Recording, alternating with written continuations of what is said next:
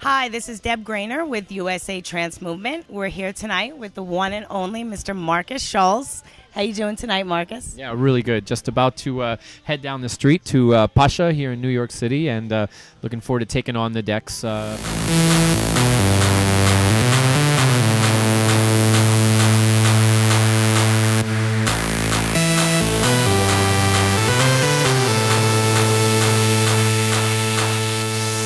Markus, last week you celebrated the release of Los Angeles 12. Tell us a little bit about that party. Well, it was one of the most amazing parties I've ever had in my life. I played 10 and a half hours from opening to close. The night was sold out, and I didn't stop at once to go to the bathroom. Nothing. I just went. And I think that was the biggest thing. Everybody on Twitter and Facebook was like, how did you not go to the bathroom? And it was like, when your adrenaline is going and you're just into it, I didn't have to go to the bathroom at all. How was the crowd? Crazy. Amazing. Both nights, because we did 2 nights. Yeah. The first night I did a 10 and a half hour solo set, and the second night I had some guests. I had Jochen Miller, I had Arne, I had Mr. Pitt, Groovy, and Osepian. We went until 6 o'clock in the morning the second night. So that's it crazy. was a tremendous weekend in Los Angeles. I wish I was there. I really do. Well, why weren't you? I was here getting ready for this tonight. Yeah, but you can fly back and forth, right? That's true. I can. So, Markus, tell us a little bit about what goes on, when you're actually preparing for an event like this. Well, I think about it as 3 different DJs, 3 different sets. Your opening set, I'll program an opening set, and then I program like my peak, my main hour set, which would be like if I was doing a 3-hour main slot set, maybe 4 hours, and then an after hours set where you're playing like rabbit hole, down the rabbit hole and classics and stuff like that. So that's the way I kind of program the night and prepare for the night. So I prepare 3 different sets. Wow. Yeah. Wow. And speaking of the album, when you're preparing an album like this, because I've heard it and I love it, phenomenal. You have amazing artists, some amazing tracks on there. What goes into selecting that? Are you looking for a specific sound or? Yeah, for sure. And I work with each of the artists to get that sound. It's almost like you're co-producing these tracks because you're working with the artist. Trying to get the right vibe. And I think that's what's so unique about my artist or my mix compilations is it's I don't just go on Beatport, download the top 20 tracks, and then mix them together and say here's my compilation. It's like all the tracks. I'm involved with the artists and try and have a hand in making sure that the vibe is exactly what it is that I want. Now, you did comment on Facebook that you did get butterflies before you went on stage. Now, tell me something. Is that something that you get? Do you ever get used to this? Do you ever get used to going out onto the stage, or do you still get butterflies every time you go out? No, it was when I was getting ready in my hotel room is when I got the butterflies. Right. When I got there about we did everything at about 8:30, and the doors open at 9:30. So when I got there, I got settled in. I really I felt great. That hour was perfect. It let me settle in. I played a few tracks, checked out the sound system, walked around the club. So you were confident. Once I got there, I felt fine. But getting ready, I was taking a shower, and I was like, "Oh my God, I can't believe it. What am I going to do?" That's a good feeling, though. It does. You know what? It makes you. It brings back those memories, that feeling of when I first started. It proves that no matter how many times you do this, how many big gigs you've done, there's still that passion is still there, and that anxiety to do a great job. Right. And it's good that you do that. It's very humble of you. It's nice to hear that. It really is. I think most artists are insecure, so yeah. Well, you're only human, right?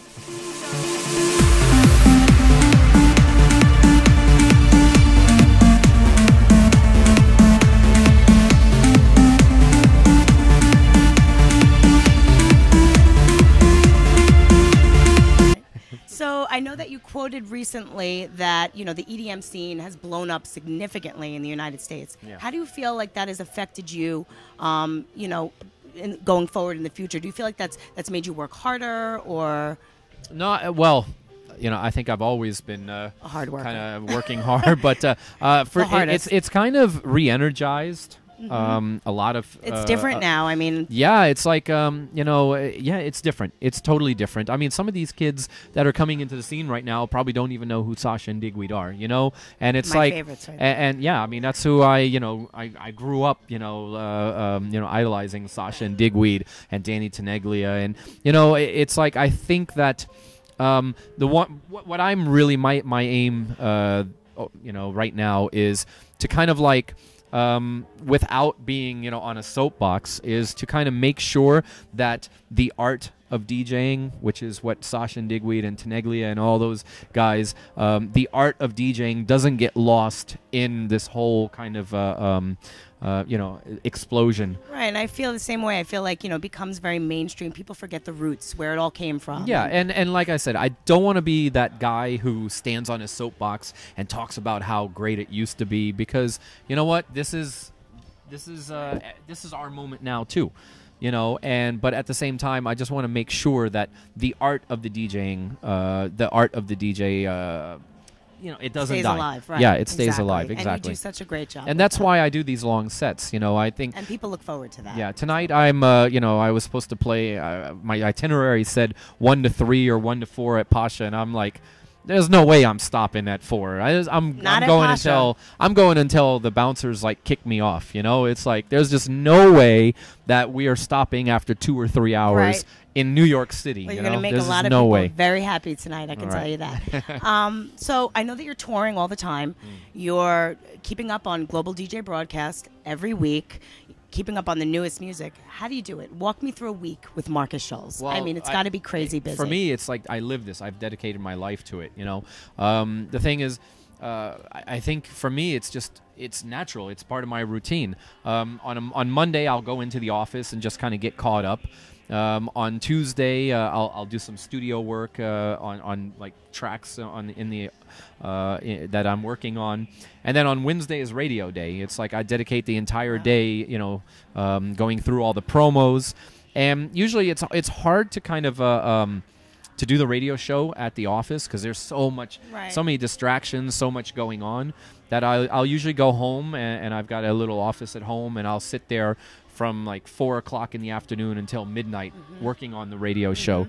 And then Thursday it's usually back on the road. Or if I'm home, I'll listen to the radio show and jump in the chat room and be part of it. You're very involved in social networking. Yeah, because you know what, I think it's important to just I love this music. I'm a fan of this music as well. So it's like for me, it's important to be part of the scene. And so yeah, that's what I do on Thursdays and of course the weekends traveling. Wow. It sounds like you have a very busy schedule going on there. Yeah, but like I said, it's my routine. Right. So you're used to it. You're numb. Yeah. You just go with it. I just go. Maybe you're superhuman, but I don't know about that. No, but I did have to take a break this year. In January, I took almost the entire month of January off. That, though. Went to Australia and went to an isolated island and just laid out in the sun. Nice. No music, nothing, just like recharged. And, it's like I was yearning. I was like, I was going to say, do you feel like you want to get back in? Yeah, but that's what made it so great. When I got back, it was like I was excited and anxious to get into the studio.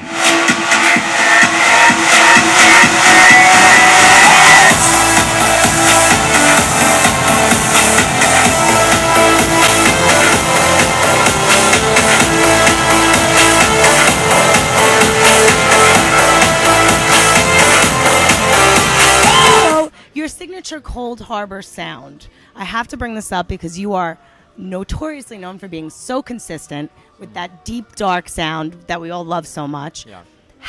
When you go to different areas and you experience different types of crowds, do you feel that sometimes you have to kind of go away from that sound a little bit, or do you really just you play off the crowd? I'm assuming. No, like in some places you do play a little bit more mainstream. Like in Las Vegas, for example, I'll play a little bit more mainstream in Las Vegas at the beginning. Right. Like the first hour, you kind of like maybe 2 instrumentals, 1 vocal, or 1 instrumental and 1 vocal alternating, and then as the night goes on, you slip in more instrumentals, and then after 2 hours. You're in because you've got the crowd's trust, but but that's also it makes it fun. it's not like it's a challenge to kind of read the crowd, try and figure out what it is that the vibe is. But and that's what makes Las Vegas kind of fun for me, because it's a bit of a challenge. Right, yeah. Right. But for the most part, it's like I have my library, and then I'll read the crowd and play from that library.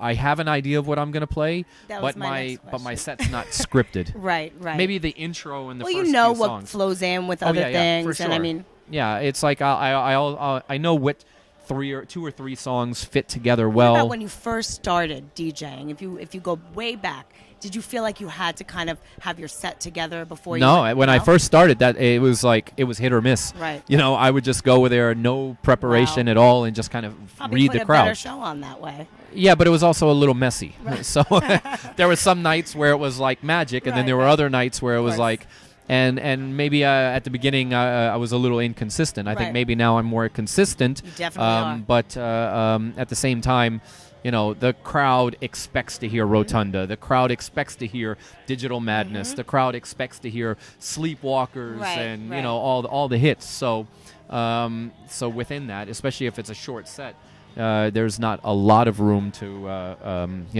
program. Yeah. So you've been to Pasha a few times before. Tell us a little bit about your past experiences at Pasha, and if you feel that maybe Pasha stands out to you more so than any other place. I'm biased, so I'll be honest with you. First of all, Pasha is New York City, That's right. and New York City is Pasha. I mean, this is an amazing city. I mean, when I think about my inspirations and growing up, I'm a huge Danny Tenaglia fan, and Pasha is Danny's home. And I grew up, when I was a kid, I used to hear stories about the Paradise Garage and Larry Levan. So New York City for me is like there's a soul in New York City that kind of stays with me. Right. But to play the same DJ booth as some of my idols, that's pretty special. That's great. And but I think that's what stands out for me the most is just being in that booth. And then the other cool thing is the guy who takes care of all the DJs in the DJ booth, Kevin Williams. He is like old school. I've known him for over 10 years, and it's like so there's this connection at Pasha that's very special to me. Let me ask you this though: U.S. crowds versus maybe crowds in Europe, are they different? No, not at well. It's starting to split a little bit, right. Only because the U.S. scene is starting to go younger, and the crowd in Europe is maturing. But at the same time, with the internet, it's like, Digital Madness is huge in Europe and it's huge here. It's I think that maybe the crowds are different, but musically, it's everybody is up on it. Music brings everybody together. Yeah, and it doesn't matter if you're in New York City or if you're in Austin, Texas. Right. People hear this music on the internet, on Sirius, on the digital radios, and everywhere else, and it's just reaching all over. Definitely is. Now tonight, any surprises up the Unicorn Slayer's sleeve? Well, I think I kind of spent all my surprises last week. Any more surprises? But no. But the cool thing is, it's like I prepared so long and hard for Los Angeles, and whenever I prepare for a gig like that, you're ready. It's like the next month, the next 2 months of gigs, all benefit from all that preparation. I'm glad we got you the second week. Yeah, exactly. Good, it's like when you kind of as an artist, you kind of get into a groove, and when you get into that groove, everything just flows really well, and everything. So I think that I feel like right now creatively, I'm in a really good flow, and so I'm really glad that there's some. The next few weeks, the next month are really some really good high-profile gigs that that I'm gonna really enjoy doing.